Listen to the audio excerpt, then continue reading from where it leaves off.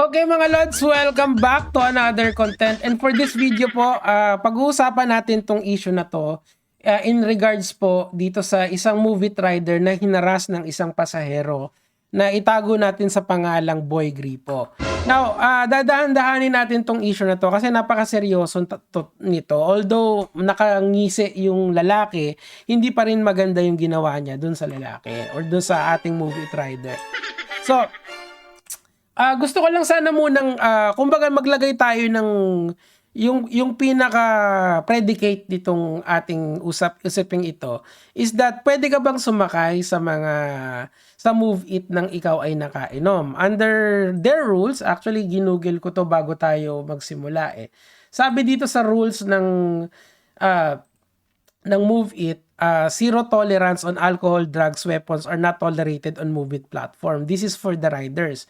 For the passengers, ito, right to refuse. Drivers will automatically refuse a ride if a passenger shows the slightest hint of intoxication, prioritizing the safety and security of everyone involved. Of course, kapag ikaw ay nakainom, there is a chance kasi na manggulo ka or makulit ka or hindi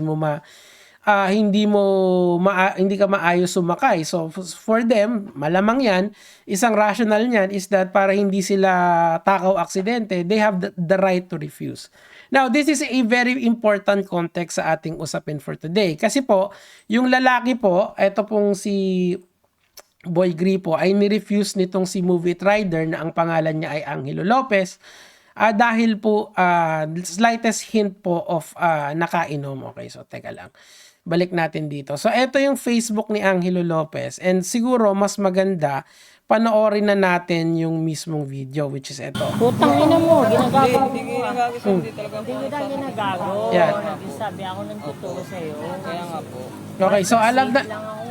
Kaya nga po. So, yung 168 kasi dito lang yan sa Marikina, medyo malapit lang sa akin yan. Pero, since there is a slightest hint of intoxication doon sa lalaki and na-determine niya ni rider, he has the right to refuse. Okay? So, walang ginawang mali dito yung rider. And vinidyohan niya nga ito since his safety is very tantamount. Now, hindi ko kasi alam kung ano yung kung may legal liability ba yung lalaki. Pero in my opinion, hindi ko naman ina-assess to as someone na kung ano man, sa tingin ko tama lang na gawin niya to for the sake of, para din kung magrereklamo siya, which he will, tama lang na gawin niyang i-record to para lang may ebidensya siya. Tuloy natin. Book na lang po kayo, sir. Putang ina, wala nga akong load. Huwag niyo po ako murahin. Putang ina, gusto mo paling kitang hayop ka? Yan. Huwag po murahin, sir. Paskong Pasko pre. Kaya nga po, sir. Hindi ko po kayo ginagago, sir. So, yung pagmumura pa lang at saka yung pananakot, that is already a case. Very good tong si Angelo na inano niya talaga. Hindi ko po kayo ginagago, sir. Ni-record niya. Hindi Ayan. po. Sir, huwag niyo po kayo inaano, sir. Gusto mo gripuan kita? Huwag niyo po kayo nagaganyan, sir. O ano, gusto mo gripuan kita? Sabi ka. Sir. Ano, ibubuk mo ba ako? Hindi. Hindi nga ako nagbubuksan na kayo, sir. Madidiscuss ko po tayo sa daan, sir. Diyan lang ako sa may ano. Kaya nga, sir. Ito, lapit lang yun. Kaya nga po, sir. Gripuan kita. Gusto mo? Huwag, sir. Tatrabaho lang ako, sir. Nagtatrabaho ko pala eh. Hindi mo Kaya nga ako po, ginagawa. hindi nga po ako nagsasakay, sir, na kainom. Baka madisgrasya pa po tayo sa daan. Tama, correct. At saka, Wala naman ako tama lang yun kasi pag sinakay niyo yung lalaking nakainom, baka siya pa yung mawalan ng trabaho. Tama, di ba? Very good yung bata. Di ba? So, kayo, kung nakainom kayo, either mag-book kayo ng Grab, yung, kasi wala naman yata silang rules sa ganyan Pero they still have the right to refuse. Yung hirap dyan nagmamaoy di ba? Kapal ng muka. Sir, huwag po kayo magbubunting ganyan, sir. Ayan. May tira ka? Wala, sir. Okay, so dito mamaya papakita ko sa inyo yung CCTV pasensya na kayo, kailangan kong i-pause para doon sa mga hindi nakaka-gets nito. Kasi nga, kailangan ko mag-reaction video para hindi ako makopyright. Ganun talaga yon.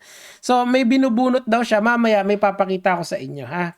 Makikita nyo. Wala, sir. Wala, sir. Huwag po kayo ano, sir. Hindi pa umakas sa inyo, sir. Hindi pa pala. Tira ka? May tira ka? Tira ka. Wala, sir. Huwag po kayong gagawin, sir. Walang problema yan. Wala. Ako nag-ano lang ako sa'yo. Nagpapausap lang ako. Kaya nga po sir, nakikiusap lang din po ako sir. Ano lang din po. Okay, alam nyo ba kung bakit nagmamao yung mga tao pag nakainom? Kasi yung alak kasi, it's a GABA or GABA inhibitor siya. In simplest terms, yung rational thinking mo, inaano niya, dinadamper niya or pinapabagal niya. So, ang result niyan, yung decision making mo is affected. So, ganyan yung nangyayari. Nagkakaroon ka ng liquid courage na tinatawag. Minsan, out of place yun. Actually, palaging out of place yun. So, ganyan yung nangyari. Ikaw, what's up? Ayan, di ba? What's up, bro? Was, Sige, video mo, pre. Para ano, Wala po kayo sir. Ano mo, pre. Patas ka, hindi ako seryoso. Umaano rin ako sir ng patas. Seryoso rin naman po ako sir. Ano gusto mo? Legal po ano tayo? Huwag po kayong magbabantas ng Hindi ka tayo nakababantaan. actually, nakababanta mo lang eh. Ano, parang gusto mo eh. Huwag po sir. What's up, bro? Shout out. Ha? Bakit wala bang tropa to na patulugin nyo muna man lang sa couch? Oh? Ha? Sir, huwag po kayong ganyan sir. Ano naman, ginagawa mo kung Huwag po ayaw kayong ganyan ka. sir. Sir. Babiyahe pa ako sir. Sir, walang naman na sir. Tangin na, ginagawa mo ako na Paano ginagawa? Gusto ko magpabok. Kaya nga sir, eh bakit hindi ako nagkasay sir nung nakain sir? Oo nga. Nakainom lang. Correct yun. Kasi mawawalan siya ng work eh. Oo, ayaw niya ako ano eh. Siyempre, nakainom mo eh. Saan ka ba? Diyan lang ako sa 160. Inamin pa niya. Dito lang, sa may Marikina. Kaya nga po sir. O yan, mag-tricycle ka na lang. Balikan dito sa akin. Ayun.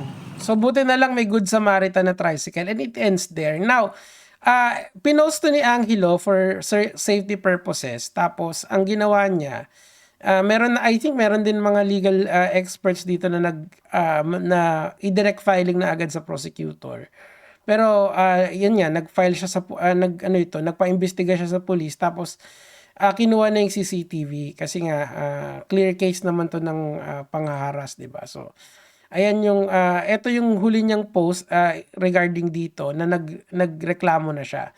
Now panoorin natin yung CCTV kasi etong CCTV, ang pinopoint nito allegedly meron daw buti may binubunot daw yung lalaki. Okay. So baka may kung ano man.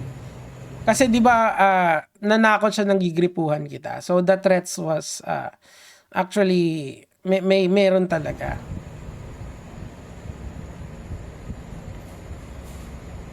Yan o. So ito yung lalaki. Kung nakikita nyo. Eto. Hindi ko na siya sinabihan ko na siya dyan na hindi ako nag-asasakay ng lasetas. Tama. Hindi na siya tulak sa akin. Kasi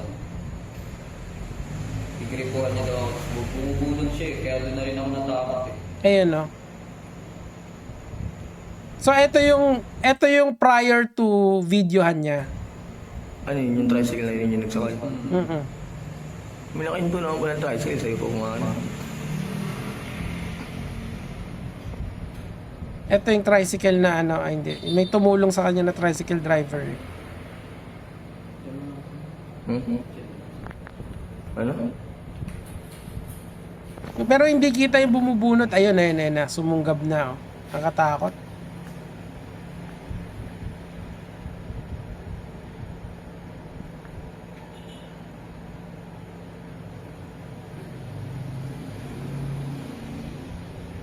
Kilala niya yung dalawa? Yung Ayan, hindi. mag-isa lang siya nag-aaral. Oh, ang lasing talaga. Ayun may bubunot ayun may kinukuha sa likod oh. Kapanayan na rin ako iwas sa kanya.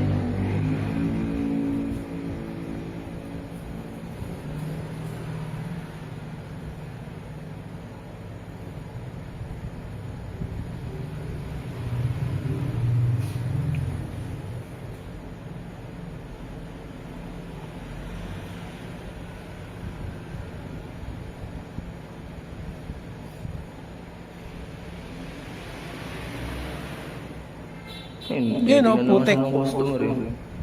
Makatingin na sila sa akin dyan. Maoy yung tangang puta. Sumabit na lang yung tricycle driver.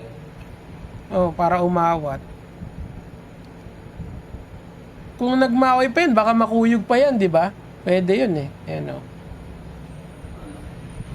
Ayan o. Ayan yung umano siya. So, pause na lang natin dyan. Pero ang point dyan kasi, talagang may something threatening na nangyari. Now, yung hinahanap niya kasi yung pangalan nitong tao na to kasi nga kailangan ng pagkakilanlan kasi nga magpa-file siya ng complaint. And kung titignan niyo yung comment section dito, nagbigay sila ng pangalan eh. Teka, papakita natin dito. Sana makatulong din sa iyo, idol, kung di mo nababasa. At least ito, compacted na ito. Yan o, nandyan yung picture niya, di ba? Ito, ang pangalan daw nito is si Aldrin Boga Esposo. And marami na rin,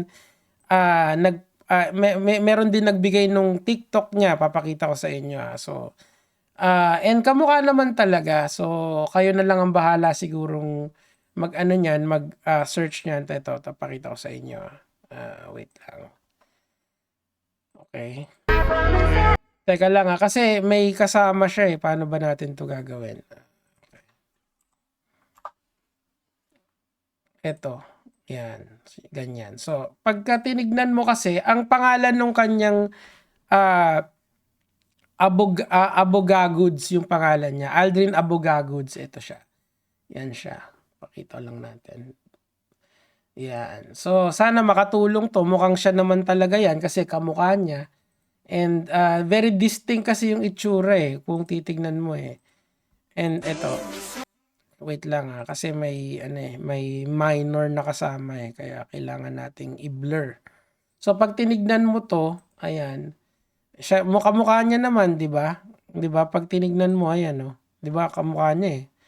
So and marami din akong nababasa sa comment section na eto daw yung Facebook niya, 'di ba? Ayan. Yan daw yung Facebook niya. Nag-corroborate naman lahat. Pero maganda yan kasi and meron din mga Facebook pages na nagsiwalat na dito kay Boy Gripo, 'di ba? Ito, tingnan niyo to. Ito tulad nito. Iisa yung pangalan na tinuturo nila. Langan naman nagsisinungaling lahat 'yan.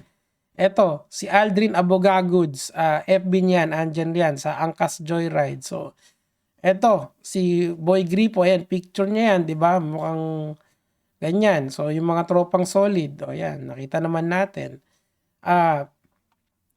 Ang point dyan, mga lods,